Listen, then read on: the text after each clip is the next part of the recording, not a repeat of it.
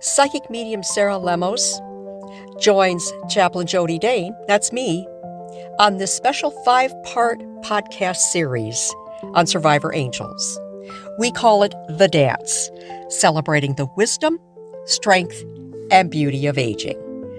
On this episode, we talk about the spiritual journey, finding purpose, peace, and facing mortality.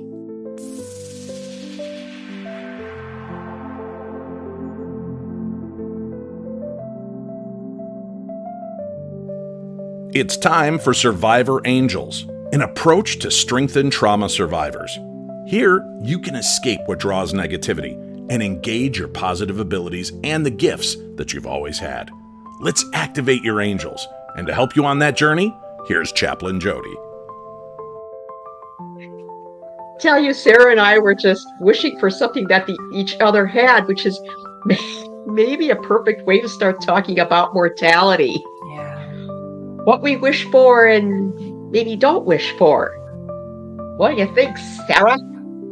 Well, it's interesting because for me, I'm a medium. So this gets real weird for me because I'm going to be very honest with you guys. The way I look at death and dying, or the life we've lived, or what have you, a little bit differently. Like my dad came to me once and he said, Sarah, there's 2 dates and a line on every tombstone. The date you're born, the date you die, and then the line in between. And he goes, and those 2 dates, the date of birth and the date of death, people obsess on. They obsess on being that age or at the birth, and then how long you lived, and that date. And everybody remembers that day. Trust me, I'm a psychic medium. That's what I do every single day after hour is help people through that process of what happened to their loved one when they cross, the idea of death and dying.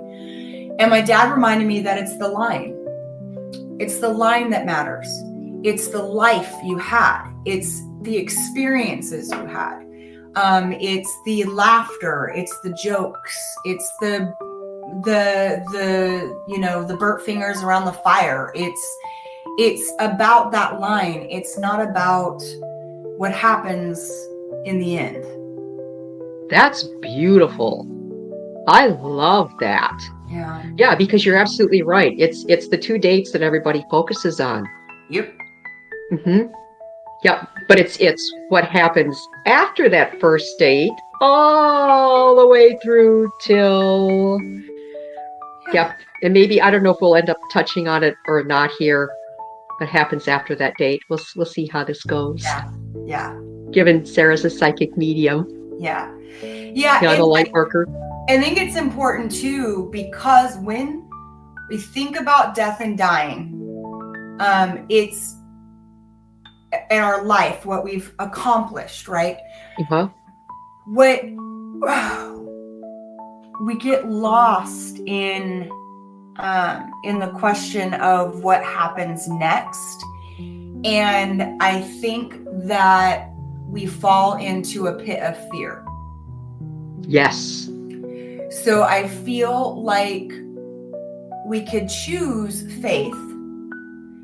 But most of the time when people think about death and dying, they're not in faith, they're in fear. Absolutely. It's like I'm running out of time. It's like, huh? But people feel that way. So I have to love them through that and be with them in that. But it's this, well, I didn't accomplish this, or I didn't do that, and I've got how many more months, how many more hours, how many more. It's like, whoa. Like, again, if we're too far in the future, we're going to be in fear.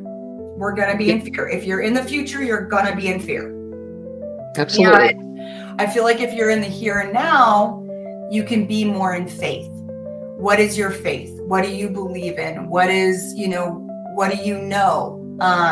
What have you experienced? Right. Because faith is something that feels like a hug, and fear will only fuel more fear. There's nothing there that is going to equate what your mortality is going to look like in the end. Right. It's right. a hard one. Yeah, it is. And I know one thing that I have found, I was raised very traditional Lutheran. In fact, the strictest Lutheran there is, my grandparents, and then my mom was raised in Wisconsin Synod Lutheran Church. Okay. They're as strict as it gets. Okay. And then she raised me in ALC, the American Lutheran Church. I went to seminary at a Lutheran seminary. So I track that line. But what I have learned, and it's interesting because it started in seminary, and this is master's level work. So this was 4 years of studying the Bible and other ancient texts and scriptures and everything, and translating them, Greek and Hebrew, and having conversations with people. The two biggest things that came out of there, well, first, let me say, my senior pastor of the church that I was attending when I went to seminary said, if you come out with your faith intact, it will be nothing short of a miracle. What? This is a man who's been an ordained pastor at that point for about 40 years. He said, that's all I'm going to say to you. And I'm like, okay, guess the door's going to hit me on the way out or something. Yeah. But what I walked away from there with is, number one, faith is interpretation. There is no hard, concrete anything except kind of for the bigger stuff. People get all mucked up in the minutia of it, all these little details, and they say, and so they just say, well, I don't like that, and I don't like that. And it's like, get out of the muck. Get yourself up higher. And the other thing that I realized is that all faiths bring something to the table for all of us, without exception. That even includes like the pagan religions. A lot of what we have nowadays in our modern day religions came out of the pagan ones. So what does that say? It's about faith. It's not about the little details. And I think with death and dying, that's where we get hung up. Yeah. And that's what causes the fear. Yep. What do you think? Yep. Yeah, no, absolutely. And, unknowing is unsettling. I understand that.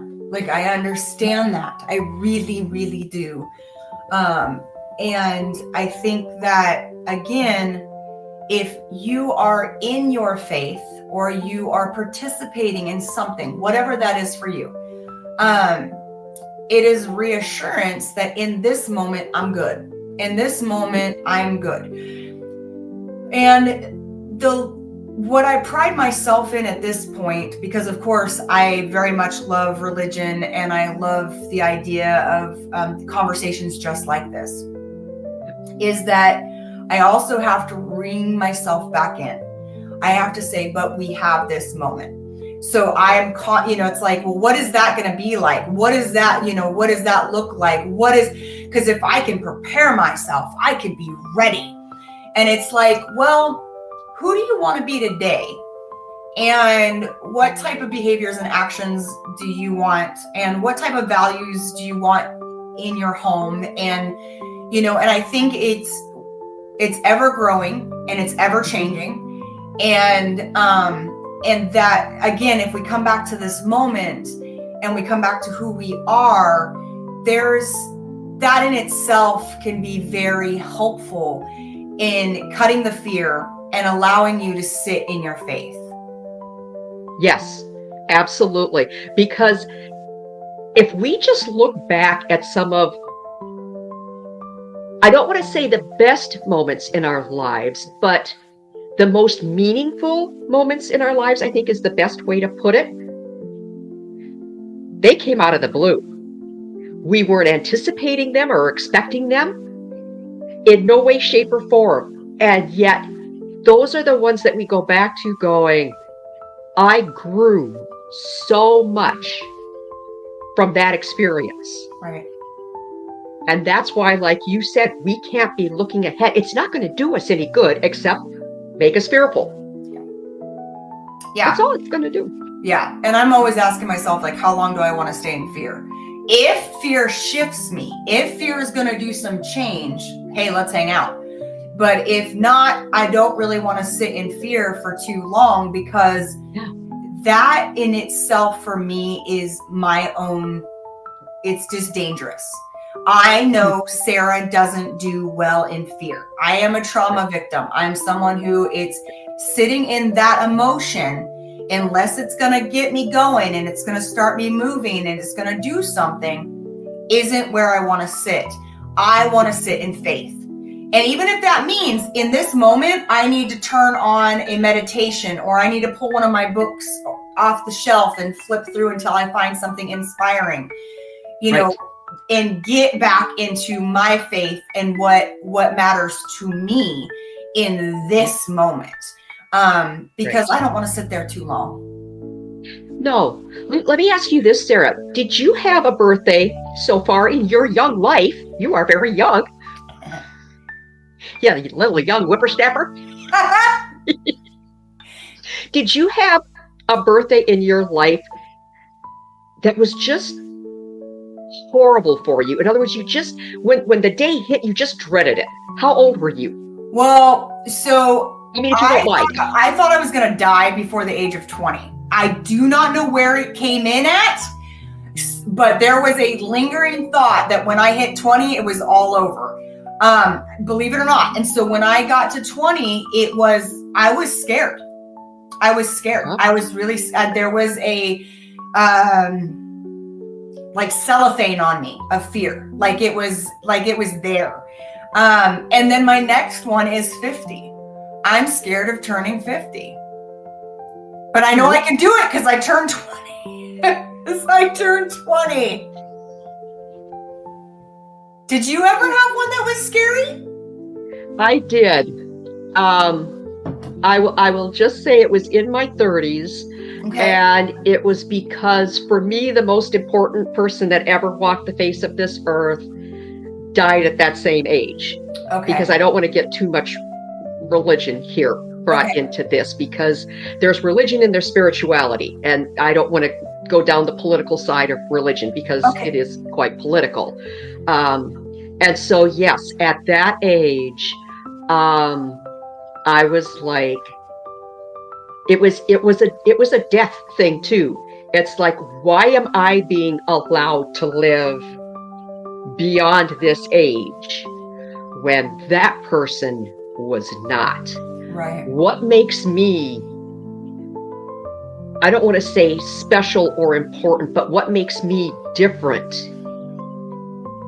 that I am allowed that? Yeah. It ended up being a huge growing experience for me, because what I realized is, which I hadn't up until that time, is there is work, there is purpose for me here. Soul purpose, life purpose, they're different, but you have both of those. And I better get going. Yeah. Because to date, I haven't really done any of those things that I'm supposed to do. And it put me on a completely different trajectory with my life, which was for the better. Right. It absolutely was. Now, when I turned 70 here earlier this year, initially I thought, oh, it's 70. I've never felt as old as I am, so this is no big deal. But what happened? Something happened. Oh, I broke my finger. And I still actually, I don't know, people can, I'm not flipping you off, everybody, okay? I don't know if you can see it. I still have this brace on my finger, and I actually have to wear it for another year. Right? You should have seen the monster thing that the doc had on me before. But it's because I actually broke it so bad that Doc wants to make sure that I don't re-break it. And I get that. And of course my doc says to me, well, you're not as young as you used to be. And I said to her, so you have told me that my bone density is just fine. She says, your bone density is just fine. I said, so why are you worried about the healing process? She said, because you're going to heal slower. I said, but my bone density is just fine. And she kind of stopped for a minute and she looked at me and she goes, okay, she said, you might have a valid point here. I honestly don't know, but let's keep this on for a year to be safe. And she said, if nothing else, let me say it's because you are known to do things that you probably shouldn't do physically. And so in that alone, I don't want you to re-break it.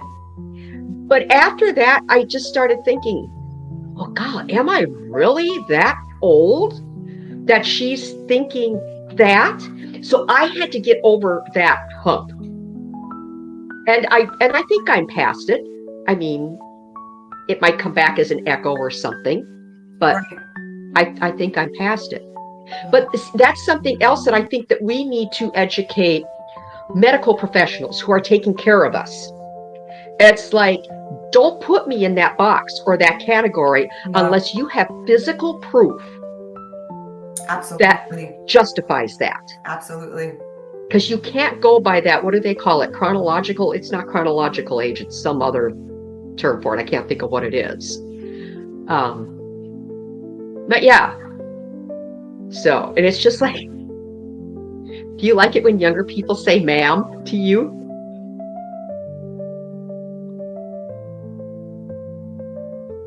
Oh my God. Like, wait a second, what? Like, or I'll go, you just called me ma'am. Like, you just called me ma'am. And it's, it's fine, but it's those, I don't know. It's also, if anybody says that I'm old or someone says, well, at our age, and I'm like, you don't get to say that to me until I'm in my 80s. Like, you're welcome. With my husband, he'll say, well, we're getting up there. I'm like, I'm sorry. No. Like, up there where? Like, no. Yeah. Well, and of course, since I was in the military, and the first time I was enlisted, second time I was officer, which it was really hard to get used to the officer thing because they call you ma'am when you're a female officer. Yeah. But so then, now being out of the military, and I'll be at the grocery store, some kid will say, here you go, ma'am. And what I say to them now, which gets a look from them, is I'll say, I'm retired from the military. And they go, what? It's like, oh, what? And the age thing goes right out the window. Yep. I know. And again, like, I really feel like forever I felt 20. Did you ever feel caught in a number? Because I felt 23 or 24, like, until this year. And I was like, I actually am starting to feel a little different. But mentally, dude, I am not my age. Like, I'm like, I'm going to stay this way. And you're going to have to prove me different. Right. Go ahead, prove me different. Yep. And that's why we're still doing what we do, because, I look at a lot of the other adults that are, around my age, and they look old. I mean, you can see on their faces that up here in their minds, they feel old. Mm-hmm. And I think they're doing a disservice to themselves. Because it was Irma Bombeck, whoever that said, you're only as old as you feel, or who you think. Yeah. I believe that 110%. I understand that our bodies age. I understand all of that. But like, I definitely, I feel younger than, yes. And I'm glad I do. I am too.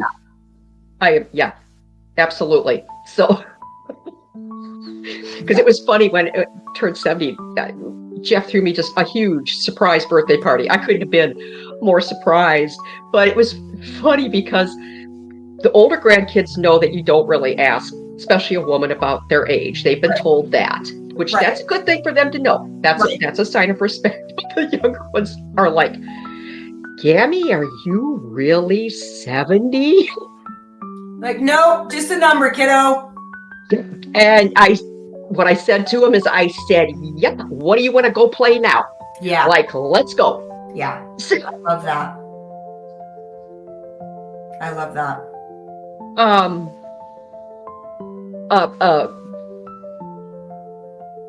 The demonologist, God, I couldn't think of the term.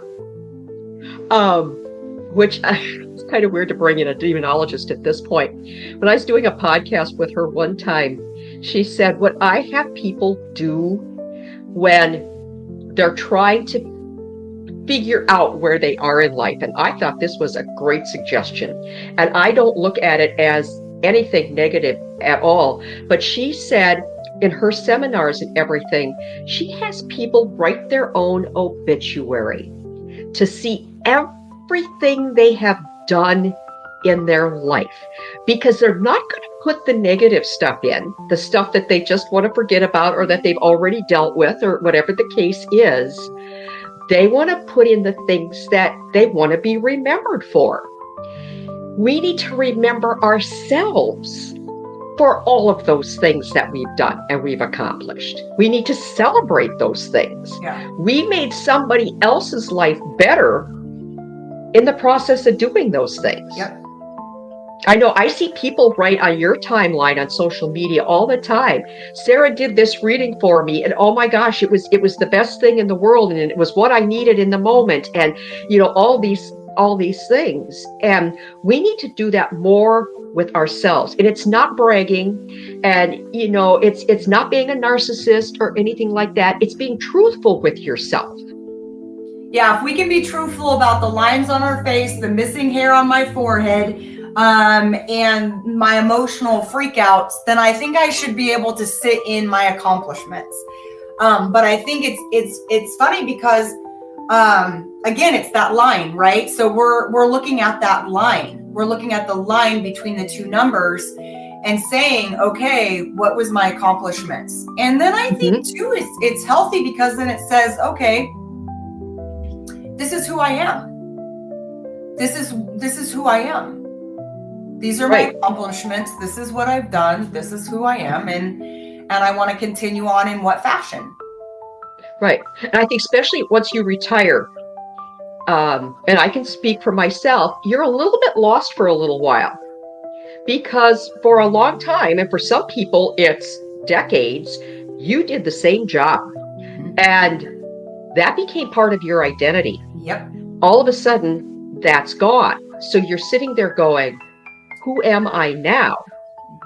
And so to sit and look at your inner qualities and your accomplishments, yes, and whatever, comes your way, write them down, journal them, so that when maybe you are having a bad moment, you can go back and look and go, okay, I've been doing okay. I'm going to keep going, keep going.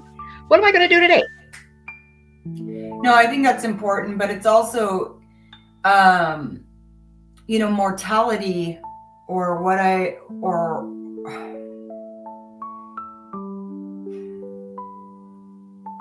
if I were to squeeze my soul, if I was able to take my soul out and just squeeze it out, like, you know what I mean? And just, have it hit the paper and words, I think it's important to know every once in a while, who are you?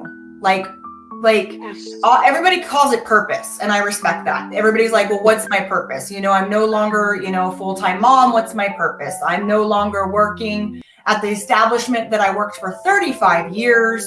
Who am I now? And I think purpose changes, and I think people don't believe that.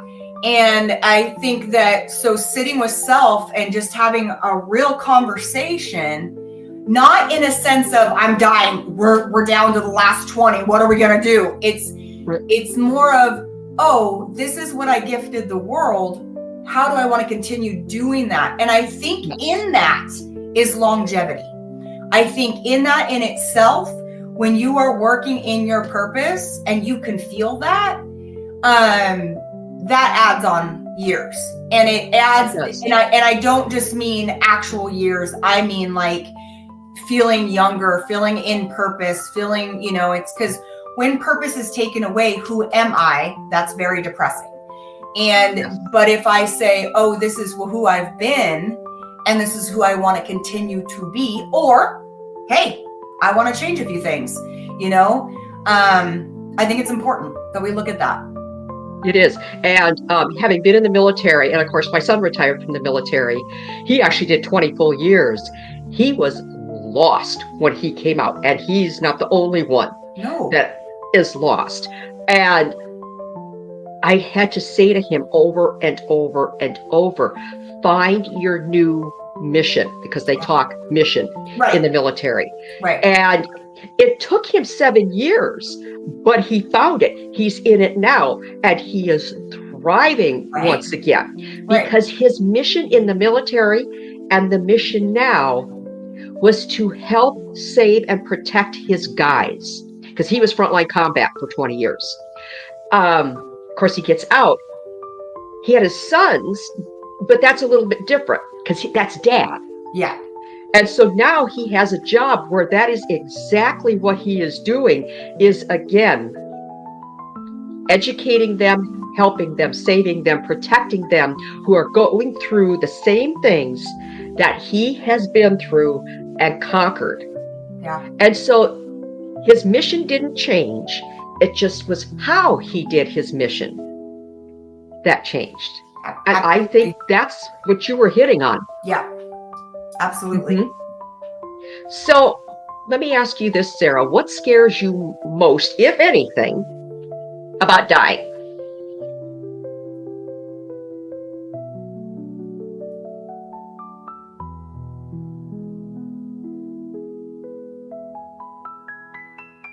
Sarah's thinking, everybody. Sorry. It's okay. Sorry. Just for those that are listening. Because I know what I get two answers. I get two answers when I ask my soul, because I really wanted to ask my soul what the answers were. I didn't want to just throw something at you. And one would be leaving those I love behind, right? So the idea that when I die, I leave those I love behind. And then my second one would be the unknown, like the idea of the unknown. But as I sit with that longer, it's like, no, I'm not afraid of dying. I know that I don't leave my loved ones behind. I know I can see them, feel them, experience them. But I think when it comes to asking the fear part of me, not the faith part, if we went into the fear part, it would be the idea that I'm either missing out on something and I don't know what's going to happen. Okay. What about you? I'm like you. I am not afraid of dying at all. I've got that all resolved long time ago. Yeah. And I know I have family members that ask me, well, how is it that you're not? And I said, well, first of all, my faith is strong and my faith is intact. Yeah. That much there's no arguing that. In fact, I read an article it was either yesterday or the day before, that psychologists now say that people with a strong faith are healthier mentally and emotionally, and therefore physically. And it all goes back to their faith. It is faith-based. Yeah. Psychologists say it doesn't matter what that faith is, but you have a faith-based grasp, if you will. Okay. I know a lot. I'm not answering your question completely here yet. I know a lot of people are afraid that they're going to go to hell, because that has been touted for centuries. It's in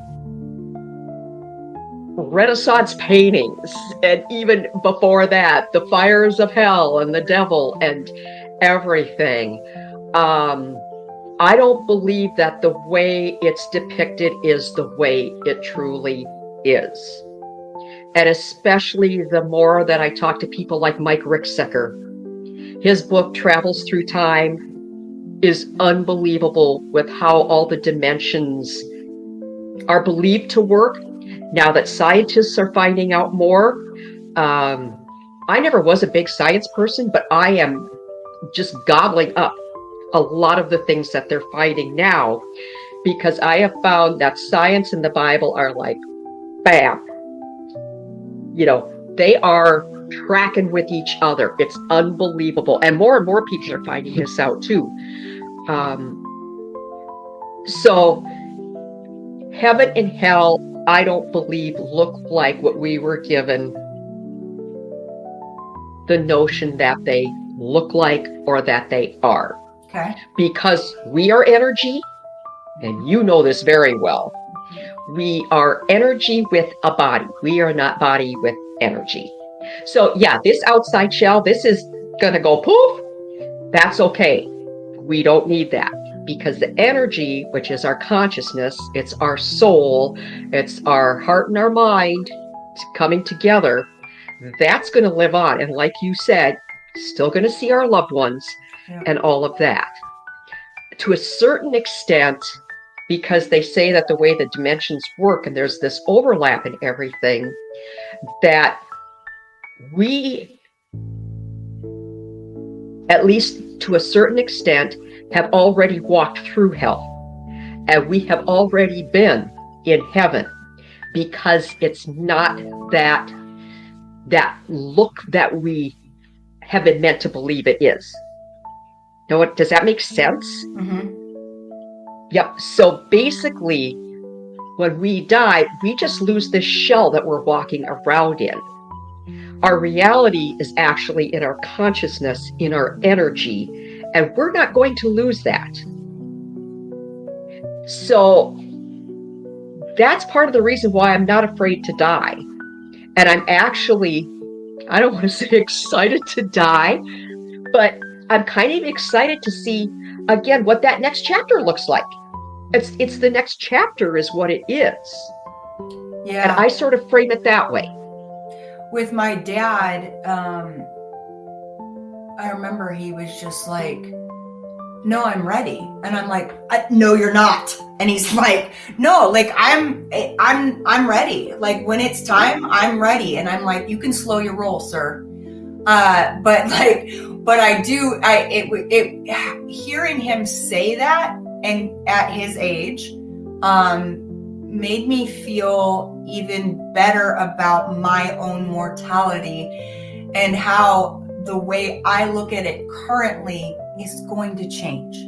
Even though I'm cool with it, like I'm going to be good with it at some point. If I follow my father's footsteps, like I'm already okay with it, but I mean, I'm going to be good with it. Like at some point, just like you were saying, Jodi, like there's an excitement or like and I see that in my father, where it's like, and I met a gentleman in Utah at one of the Paracons I was at. And I remember him asking a few questions, because mediums, we get these questions a lot. We get, what's death like? What's it like on the other side? And I was just telling him what I know. And I don't know much, but what I do know, I share. And he just says, I hope you're right. I hope you're right. Because I like that. And I hope you're right. And, and he goes, and my next mission, and my next, the next thing I'm going to be doing is finding out if you're right. And so I think it's like, instead of the end, like I'm headed to the end, it's like, no, you're not. No, if that's where you think you're headed, then I would be like, okay, sit with that, because from everything within me and everything I've ever studied, what I personally feel I know, and again, run if I ever say I do know for sure, is that no, we continue to grow, we continue to learn, we continue to, so if you're scared that it's the end, it's your dirt nap, get a nap in now. Right. Exactly. Yes. I know I've sat at the bedside of more than I would like to count dementia patients near the end. And as hard as it is for families, some of the conversations that I've had with them is, I know this is difficult to see your loved one like this, But you are also being given a gift in this, in where they have 1 foot with you and 1 foot with, I said at that point in time, the beyond, because that's what it is. It's the beyond. It's there. There is something there.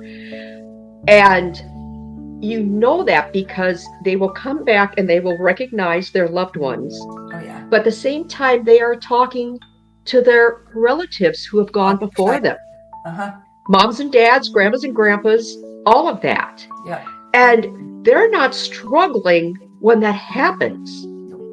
In fact, at times you will see them smile in that. And so, as I say to the families, you are watching how we transition into the next phase of our lives. Yep. And that is a gift. It's a blessing that not that many people get to see. Although, like I said, there are enough families that go through the dementia. Alzheimer's is different to a certain degree in that gets quite extreme, but there is that phase of Alzheimer's as well. But one thing, and maybe this is a good place to leave everybody with this episode, is when this time comes, you are not going to be alone at all. You've got Archangel Azrael, and as terrible as it sounds, that Azrael is the angel of death. I hate that. I hate that they call Azrael the angel of death. But it's death of the body, the shell. That's what the death is. Azrael is going to be with your loved ones. Azrael is going to be with you. And Azrael is your escort and going to be the one opening the door of the next phase of you. Yeah. And I'll tell you, when I, done thousands and thousands of readings at this point, and you are met by your loved ones on the other side. You are absolutely met by your pets. You are absolutely met with your family, your tribe, but you're also met with your spiritual team. So not only the angelic realm, but your guides are there, and the Holy Spirit, whatever that equates to you, be it emotion, be it freedom, be it pain-free, be it being able to see again, walk again. So you're met with quite, and whenever someone says you're alone, like I always giggle, I'm like, you are not alone and you won't be alone. And so if you're scared of that transition, what I've come to know is you close your eyes and you open them. And that's the same thing when you go to sleep. You close your eyes and you open them. And that is death. Death is closing your eyes and then opening them again. So You are not alone. You will not be alone. Not from what I've seen. There's none of that. Nope. Exactly. So knowing that there will be others to meet you and greet you, Sarah and I will sign up for this time, and we will meet you right back here for episode 5. Thanks again for joining Chaplain Jodi on Survivor Angels. For more information, go to chaplainjodi.me. That's chaplainjodi.me. And on Facebook at Survivor Angels-Chaplain Jodi. Sound effects for the show created by Andre Opate and provided by Pixbay. This is Dave Schrader. Until next time, sending you off to activate your angels.